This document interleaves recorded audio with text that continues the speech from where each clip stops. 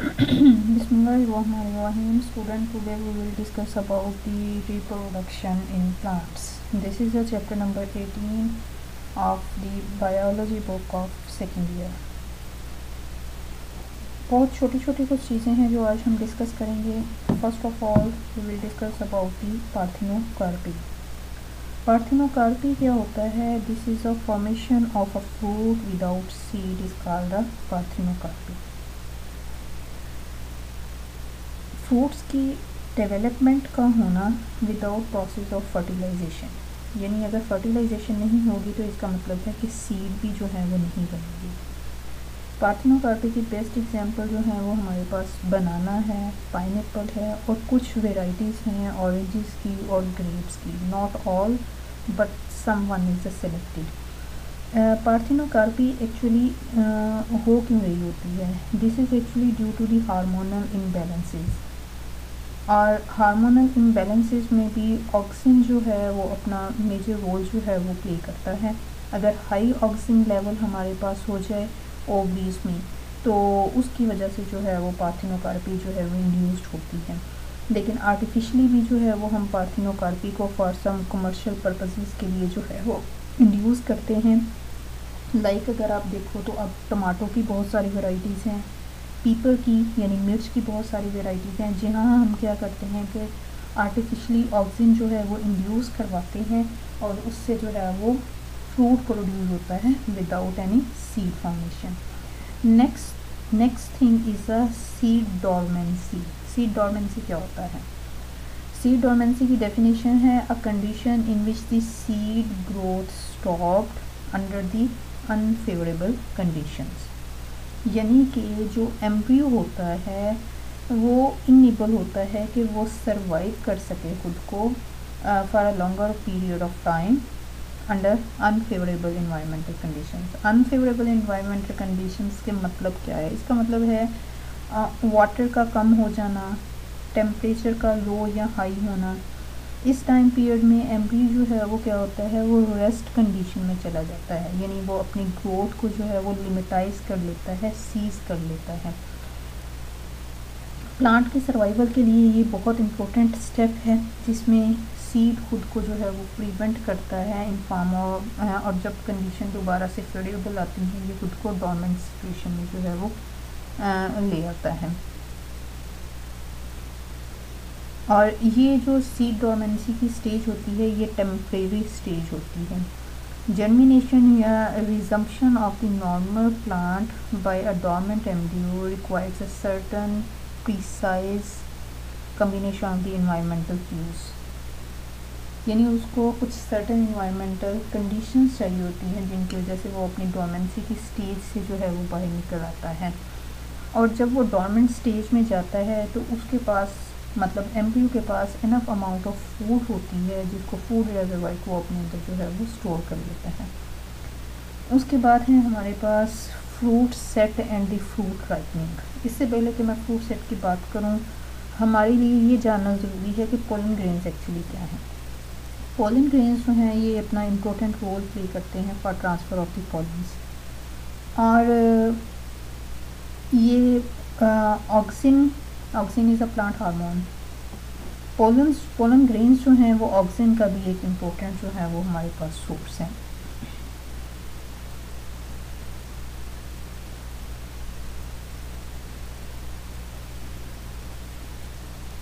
Fruit set क्या होगा हमारे पास? फ्रूट सेट क्या है हमारे पास? This is actually the retention of a ovary within the हम टर्म यूज़ कर लेते हैं retention of ovary within plant cell और समथिंग एल्स. वो एक्चुअली हमारे पास जो है वो फ्रूट सेट है. अब फ्रूट की सेटिंग के लिए यानी ओवरी को प्लांट सेल के अंदर रिटेन रहने के लिए जो ऑक्सीजन चाहिए होता है वो ऑक्सीजन का सोर्स हमारे पास क्या है? ये पोलन ग्रेन्स जो हैं वो होते हैं. Next one is a fruit ripening. Development of the fruit is called a fruit ripening. Plant hormones जो हैं वो क्रूशियल रोल प्ले करते हैं for the development of fruit ripening में. डेवलपमेंट ऑफ सीड जो है वो न सिर्फ रिच सोर्स ऑफ ऑक्सीजन है बल्कि इसमें जिबरेलिन भी मौजूद होता है और टू सम एक्सटेंट साइटोकाइनिन भी मौजूद होता है। ये ग्रोथ हार्मोन्स जो हैं ये बेसिकली एसोसिएट होते हैं for the development of the embryo and the accommodation of the food reservoirs in the seed for sometimes in the pericarp. Pericarp actually क्या है, that is our fruit wall, जो कि इस फ्रूट राइपनिंग में अपना crucial role जो है वो प्ले करते हैं।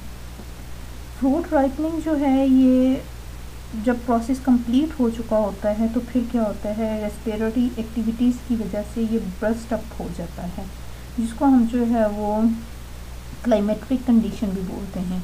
इसमें क्या होता है कि ये प्रोडक्शन के प्रोसेस को, ये क्लाइमेट्रिक कंडीशन जो है ये प्रोडक्शन के प्रोसेस को इन्हांस कर देती है और राइपनिंग ऑफ फ्रूट्स में इसको हेल्प मिलती है। Our next topic is photoperiodism. Photoperiodism is a combination of the two words. One is a photo means light, and second one is a periodism. Period से निकला है, means to say how the light period is effect on the flowering and the development of the seed as well as the development of the plants. तो photoperiodism की एक comprehensive definition क्या होगी, this is a phenomena in which the wavelength of the sunlight influences to the activity of the plants during the flowering. Photoperiodism के phenomena को सबसे पहले 1920 में दो साइंटिस्ट ने डिस्कवर किया था, that is and their name is called Garner and the Allard. इन्होंने इस फोटो पीरियोडिज्म के फिनोमिना को सबसे पहले देखा था टोबैको प्लांट में। टोबैको प्लांट जो है वो एक एक्सपेरिमेंटल प्लांट के तौर पर जो है वो कंसिडर किया जाता है, मतलब एक आइडियल प्लांट है जिसमें हम इजीली जो है वो एक्सपेरिमेंट कर सकते हैं। उन्होंने इस टोबैको प्लांट को यूज़ किया था for a purpose to study the exposure of series of a short days. Flowering जो है ये एक नेचुरली इंड्यूस्ड प्रोसेस है। When the light is fall on it then the process of the flowering is a start. Plants की अगर हम बात करें तो उनकी फ्लावरिंग की बेसिस पे हम उनको कैटेगराइज करते हैं। यहाँ हम बेसिकली दो प्लांट्स के बारे में कैटेगरीज को डिस्क्राइब करने की कोशिश करेंगे। One is a short day plants, second one is a long day plants और एक डे न्यूट्रल प्लांट्स भी होते हैं। शॉर्ट डे प्लांट्स क्या हैं, ये वो प्लांट्स हैं जिनको सनलाइट रिक्वायर है for a short period of time. Similarly long day plants वो हैं जिनको सनलाइट चाहिए है एक ज़्यादा लंबे अरसे के लिए। जबकि जो डे न्यूट्रल प्लांट्स हैं वो मैंने स्लाइड में नहीं मेंशन किए। डे न्यूट्रल प्लांट्स वो प्लांट्स होते हैं जो कि उनको लाइट का शॉर्ट पीरियड या लॉन्ग पीरियड इफ़ेक्ट नहीं करता, उनको नॉर्मल अमाउंट ऑफ लाइट जो है वो चाहिए होती है। फॉर एग्ज़ाम्पल अगर मैं बात करूँ शॉर्ट डे प्लांट्स के बारे में, तो टोबैको प्लांट्स जो है ये नेचुरली फ्लावर प्रोड्यूस करता है, same condition like in case of autumn. लेकिन इसकी फ्लावरिंग जो है उसको हम इंड्यूस कर सकते हैं artificially short day exposing time period में।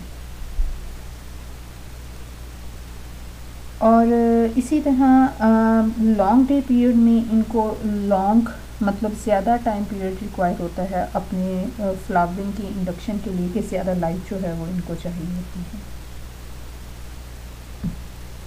ये प्रोसेस जो शॉर्ट डे प्लांट्स हैं, इन शॉर्ट डे प्लांट्स को हम actually the long day plants भी बोलते हैं। इसलिए नहीं इनको शॉर्ट डे प्लांट्स सिर्फ इसलिए नहीं कहा जाता था कि जी इनको सिर्फ जो है वो रोशनी थोड़ी अमाउंट में चाहिए, बल्कि दूसरी इसकी वजह ये थी कि इनको एक रात का लंबा टाइम पीरियड भी चाहिए होता है। कॉमन टर्म में मैं अगर बात करूं तो शॉर्ट डे प्लांट से मतलब ये हुआ वो पौधे जो सर्दियों में फ्लावरिंग प्रोड्यूस करते हैं, क्योंकि सर्दियों में दिन छोटे होते हैं, लाइट का ड्यूरेशन जो है वो कम होगा और रातें जो हैं वो लंबी होंगी। सिमिलरली लॉन्ग डे प्लांट्स वो हैं जो गर्मियों में अपने प्लांट्स को जो है फ्लावरिंग जो है वो इंडक्शन करते हैं उसमें। असल में ये शॉर्ट डे और लॉन्ग डे का चक्कर जो है ये एक्चुअली फाइटोक्रोम से जो है वो रिलेट करता है। फाइटोक्रोम क्या है? ये एक्चुअली लाइट एब्जॉर्बिंग प्रोटीन्स होती हैं। बहुत सारी प्रोटीन्स हैं प्लांट्स में। नॉर्मली P60, 660 एंड P730 को most considered studied light absorbing proteins के बारे में हम बात करते हैं। P stand for phytochrome and 660 is a wavelength of the light which is absorbed by this protein. अब क्या होता है कि वो प्लांट्स जिनके पास P660 दोनों ही चीज़ें P660 एंड P730 ये दोनों फाइटोक्रोम प्लांट्स में मौजूद हैं। जब P660 जो है वो रेड लाइट को एब्जॉर्ब करता है तो वो इसको कन्वर्ट कर देता है P730 में। P730 यानी P660 क्या है? ये दिन के वक़्त रेड लाइट को एब्जॉर्ब करेगा। इसके अल्टरनेट ऑपोजिटली P730 जो है ये फार रेड लाइट है। फार रेड लाइट जो कि अगर हम बात करें तो फार रेड लाइट क्या है? फार मतलब दूर, यानी शाम के वक़्त जो है वो रोशनी का ड्यूरेशन कम होना शुरू हो जाता है, उस वक़्त ये P730 जो है वो एक्टिवेट हो जाता है। अब ये जो P660 से P730 में ये कन्वर्जन होती है डे लाइट के वक़्त, और 730 की कन्वर्जन 660 में होती है रात के वक़्त।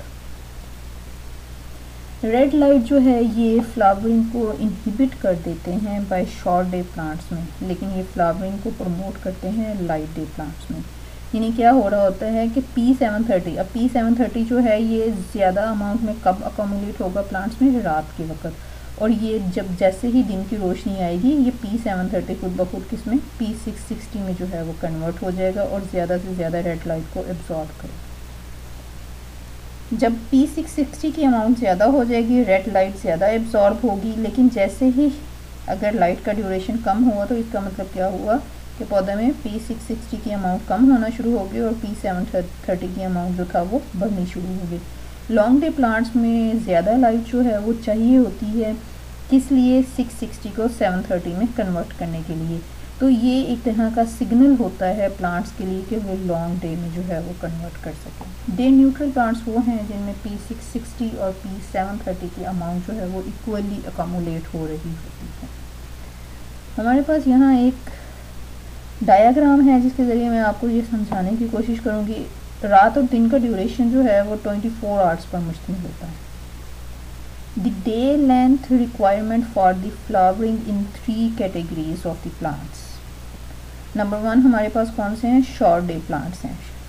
दिन का ड्यूरेशन हमारे पास कितने घंटों में मुश्तमिल होता है? 12 घंटों में।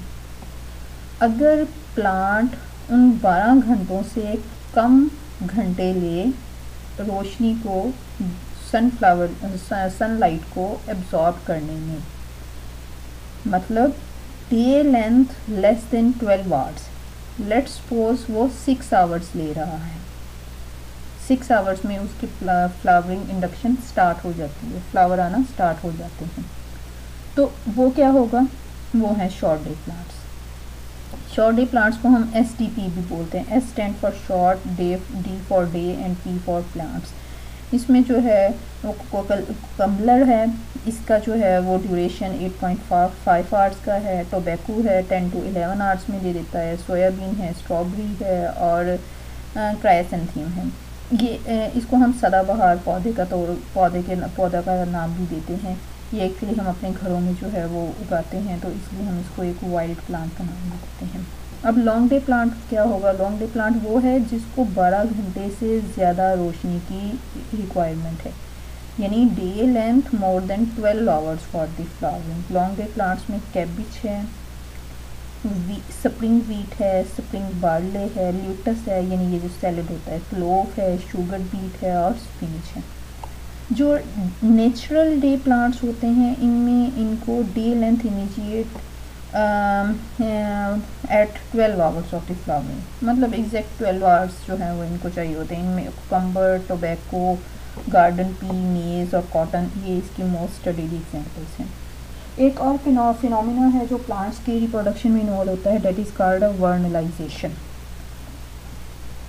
ये प्लांट्स में कहाँ से निकला? पौधे में असल में एक हार्मोन होता है जिसको वर्नलीन बोला जाता है। वर्नलीन को बाद में पता चला कि जिबलरीन भी बोलते हैं। क्या होता है, biennial and the perennial plants are stimulated to flower by exposure to a low temperature. यानी जो वर्नलीन जिबलरीन हार्मोन है ये लो टेम्परेचर पे जो है स्टिमुलेट हो जाता है, तो फ्लावरिंग का प्रोसेस जो है वो शुरू हो जाता है, इसलिए हम इसको वर्नलाइजेशन बोलते हैं। लो टेम्परेचर स्टिमुलस जो है ये एक्चुअली कहाँ पे मौजूद होता है, at the shoot apex of the mature stem या फिर एम्ब्रियो सीड में। इसका मतलब ये हुआ कि ये जो हार्मोन था वर्नलीन ये या तो शूट अपेक्स पे होगा मैच्योर स्टेम के, या फिर ये सीड के एम्ब्रियो के अंदर मौजूद होगा, जिससे वो एक कोल्ड टेम्परेचर लेगा और अपनी ग्रोथ को जो है वो स्टार्ट करेगा। लेकिन ये जो वर्नलाइजेशन का प्रोसेस है इसका लीव से कोई कंसर्न नहीं है। एक्चुअली जो पीछे, अब वर्नलाइजेशन को मैं फोटोपीरियोडिज्म के साथ अगर मैं कोरिलेट करने की कोशिश करती हूँ तो फोटोपीरियोडिज्म में हमने बात पढ़ी थी पिछली स्लाइड में, अगर हम देखें तो हमने बात की थी फाइटोक्रोम्स की। प्लांट्स में एक हार्मोन होता है डेट इज़ कॉल्ड, प्लांट्स में एक हार्मोन है, उस हार्मोन को हम नाम देते हैं, okay I am sorry for that. Plants में लीव्स में स्पेशली हार्मोन होता है फ्लोरिजन। ये florigen actually these are our phytochromes जो कि फोटोपीरियोडिज्म में इन्वॉल्व होते हैं। ये phytochromes not exist in the shoot apex of the mature stem and the embryo. So एक ही प्लांट में मुख्तलिफ तरह के हार्मोन्स हैं जो अपना मुख्तलिफ रोल जो है वो प्ले करते हैं। तो वर्नलाइजेशन क्या प्रोसेस है, फिर इसमें एक लो अमाउंट ऑफ टेम्परेचर प्लांट को चाहिए होती है अपनी डेवलपमेंट के लिए। Thank you student. इंशाल्लाह नेक्स्ट हम स्टार्ट करेंगे रिप्रोडक्शन इन एनिमल।